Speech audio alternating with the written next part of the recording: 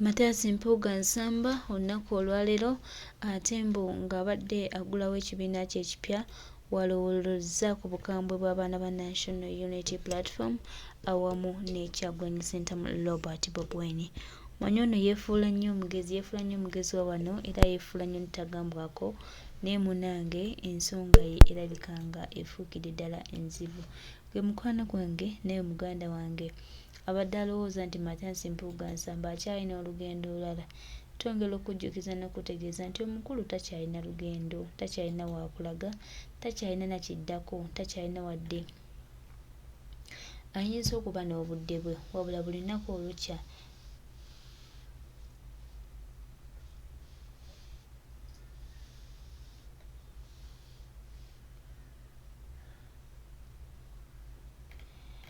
baganda bange, mikwano gyange, twongera obajjukiza n'okubategeeza nti akaseera ak'okwenunula tulinako era kali mu maaso gaffe ate era nga tujja katuukako. Temufaayo ku abo abatukolako effujjo abakola ki Mathias Mpuga nsamba baataddewo awamu n'omukulu n'abakulu abamwetoolodde. Tubamanyi bano bamukaako batalina mulimo, babadde mu scandals ebbanga lyonna. Twongera obajjukiza n'obategeeza nti ko akadde kaweddewo era ffe tulina okugeza nti kakati tutambula okulaba nga tutereeza eggwanga ate era tujja dditereeza. President elect Kyagulanyi Ssentamu Robert Bobi mu kaseera nga ye asimbula kugenda mu maaso ate wakyaliwo abazivuga nga bazizza emabega balowooza nti naye agenda tambulira ku miramwa gye egimu nabo. Ffe tubategeeza nti ffe twasimbula dda era tutambula okulaba nga tugendera ddala mu maaso okutereeza eggwanga lyaffe. Mathias Mpuga nsamba tulaba nga akaweddemu zino missions ogenda okukola ogenda okuluza ku bukambwe the pressure from the state because they have a constitutional mandate to discharge justice without regard to undue interference from wherever and from wherever. I thought that should come at the beginning of my address so that we do not have contradiction as to what our views are. Our views are that nothing has changed. It's the same thing we are fighting to change to ensure that impunity stops in our midst. I want to embark on the gist of my communication today. Over the last 1 month plus, public space has been awash with what the DA is about. Initially, there were conversations inconclusive as to what I had tabled before Parliament as electoral and constitutional reform. And today, I have invited you to share a comprehensive version of these issues such that nobody misconstrues our intentions. Initially, I want to state that, like I said at my last briefing to the nation, that we had written to majority political actors, platforms, informing them of our intention to interact. A few have not yet received these letters because offices were closed for festive season. And beginning today, we have embarked on transmitting these communications. And we hope we'll be able to interact with these different political platforms, including civic or citizen platforms in the form of civil society organizations, to discuss the contents of our intentions at the DA. We have received a note of positivity informally from some of them. We are going to formalize these interactions, and we shall be informing you as the fourth estate so that you can share the sentiments and the views of the different actors with the rest of the nation. Now, the most important issue is what is the DA's national transition and reform proposal about? Because I have seen media commentators not necessarily misrepresenting, but probably misconstruing what this was.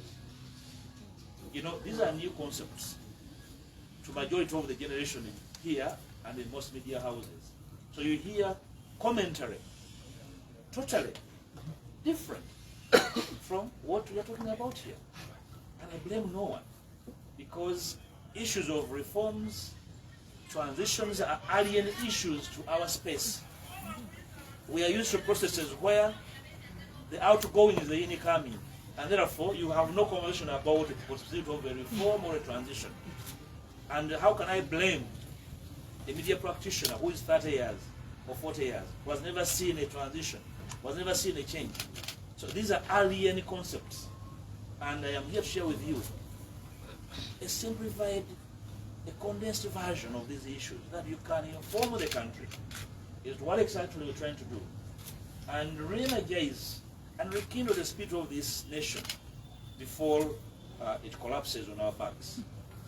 And our proposal at the DA is aimed at forming a basis for a national conversation, national discussion, and debate and dialogue on the future of Uganda.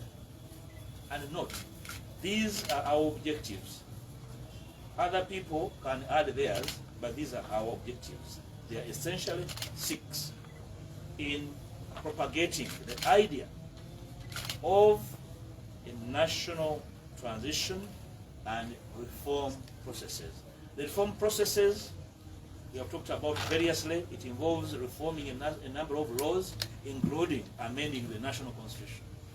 But to break down the principal 6 objectives: 1, to ensure key constitutional, electoral, and administrative reforms that should be effected before the next general election. Our intention is to make sure that before the next general election, potentially in January next year, we undertake critical legal or critical constitutional and political reforms before we're enthusiastic about participating in the next election. And I'll expound more on what that is about. 2, to ensure the conduct of non-violent, free, fair, credible, verifiable, and consequential elections. Some electoral processes are actually being inconsequential. I'll give you an example. For the bulk of the last elections in which I've been active, call them probably 6 of them, the only consequential outcome has only been limited to local governments and parliament. The presidency has been insulated from any consequence. That's why the media will say the incoming is the outgoing is actually the incoming. So there's no conversation as to the possibility. Say, what if the incumbent collapses in an election? What happens? So what if the incumbent is thoroughly defeated without an iota of doubt, and he hangs on? What happens? So we want a conversation because we want to have an idea of what looks like a free, fair, credible, and verifiable elections. You remember, in the last 3 elections, Dr. Kizza Besigye was consistent in saying, if you think I lost, can you go ahead and verify and authenticate the nature of my loss? Can we go ahead and authenticate the nature of my opponent's victory? That has never happened. So we are saying, before we go into the next election, there must be a framework capable of providing verification for the consequences or the outcomes of an election. 3, to buttress mechanisms that guarantee peaceful and smooth transfer of power from one leader to another. Apparently, there is no such mechanism because we do not have a Presidential Transition Act. We don't have a mechanism that guarantees what happens to those who leave power. People hang on to power sometimes because they fear that there's no framework to insulate them from the crimes they have committed while in power.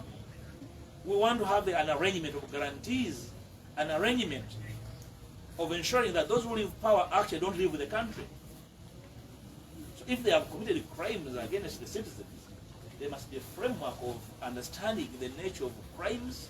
Are they crimes in personam? Are they state crimes? So where's the framework? 4, to campaign for the implementation of a national reconciliation and reparation plan. Gentlemen and ladies, so much has been going on over the last 40 years under the leadership of Yanni and his people. We surely know that there are so many injured citizens. There are so many affected citizens. And somehow, the political actors believe that they can be ignored. We don't think so. A nation that ignores the injured is a nation of fools. I don't think we are. We cannot afford the luxury of ignoring citizens that have been injured over time. So what will happen to citizens whose children have disappeared under the auspices of Yanni and his people?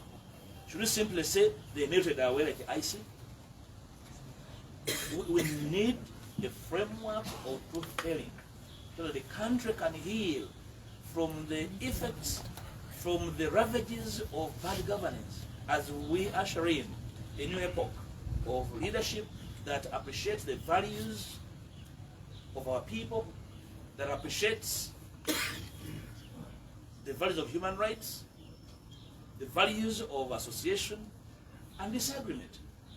So it's our belief that this is lacking. That's why disagreements make people get gray hair, because there is no framework for resolving them. If you disagree, you take the fastest flight when your regime changes. We cannot build a nation that kind of arrangement. 6, buttress mechanisms that guarantee continuity of peace, stability, progress, and prosperity for all Ugandans. We all know how power has been abused in this country. Now, at this stage in our country, who is the guarantor of our national security? Because the national security system has been abused by an individual. Who is the guarantor of our elections? Because all elections have been tinkered with. As people gear up to go and participate in the next election, who is the guarantor of a free and fair electoral process without turning the election into a ritual of sorts?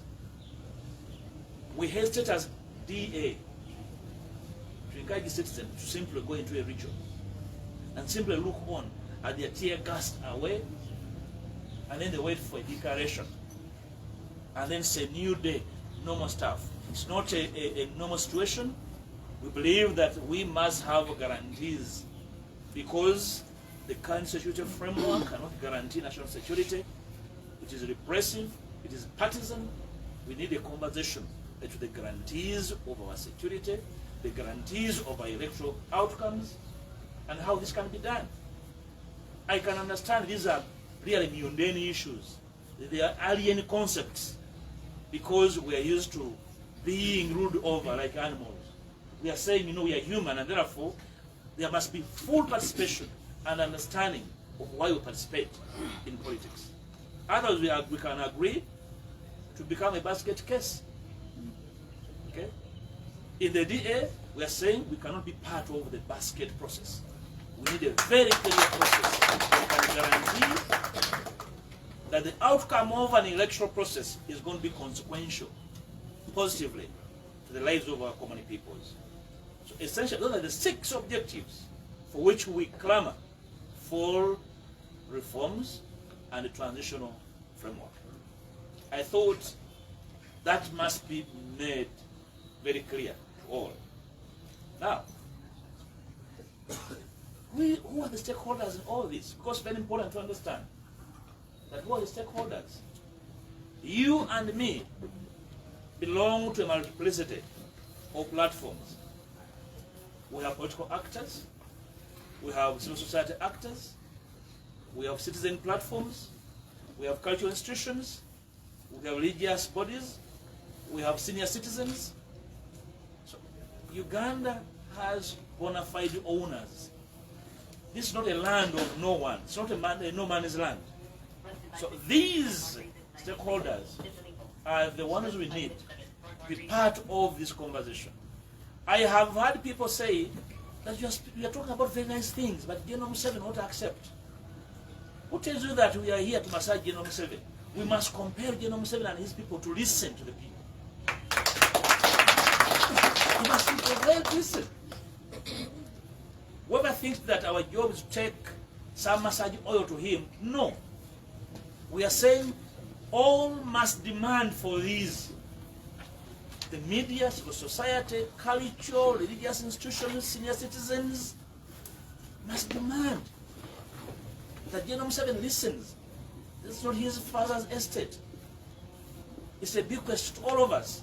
And therefore we have a stake in how this bequest is being managed. And therefore a demand using multiple voices is legitimate. That's what we are here for. To remind these stakeholders New way, new day. that these demands are legitimate. We're not trying to impose our views on anybody. We are simply saying this can't continue as normal. Now, comrades, we have set ourselves as the DA a framework once shared with stakeholders, a form of agenda, an agenda of sorts, because we believe, and honestly believe so, that all these objectives may not be achieved in a single goal. They are multiple, and some of them are multi-stage. They have a multiple stakeholding arrangement. Some of them will have to require the high and the mighty to climb down their high horses to listen. And they may require pep talk. Some of them are simply scared out of their skins. And therefore we need a cascaded framework, a form of agenda from one issue to another that will compel them to say, hey, I think we are being considered. The idea of politicians backing at each other must stop and agree on a framework that can sustain this nation. I have had politicians vowing to crush each other. Those who want to crush each other, please go at State Square, we shall watch you crush each other. But we have a nation to save. Okay? If you want to go for to box, you can box. But for our country, we are making very clear demands. So in our agenda, cascaded, the first one is to go for key constitutional, electoral, and administrative reforms. I have spoken about that. And you're aware that already I have put before Parliament 8 bills for which we are going to demand for space before Parliament. That is our first on the agenda because the elections are on the horizon. And therefore, there's no amount of waiting that we can do. The Electoral Commission, in its lackluster shape, has outed a roadmap. And that roadmap must feed also into the agenda of reforms.